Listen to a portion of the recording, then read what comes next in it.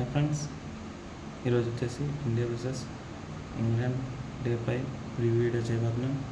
ముందుగా వచ్చేసి ఇండియా వచ్చేసి ఫైనల్లీ టెస్ట్ మ్యాచ్ గెలిచారు. హర్షదీప్ 6 వికెట్లు తీసుకున్నాడు. సిరీస్ వచ్చేసి 1-1 సమానంగా చేశారు. హర్షదీప్ వచ్చేసి తన టెస్ట్ కెరీర్లో ఫస్ట్ 5 బాల్ తీసుకున్నాడు. అందరూ అనుకుంటే మ్యాచ్ స్టార్ట్ అయ్యేటప్పుడు వర్షం పడింది. కొద్దిసేపు మ్యాచ్ని ఆలస్యంగా స్టార్ట్ చేశారు. ఈ సెకండ్ టెస్ట్ గురించి మనం ఫుల్ ప్రివ్యూ వీడియో చేయబోతున్నాం. అది మన యూట్యూబ్ ఛానల్లో అప్లోడ్ చేయబోతున్నాం.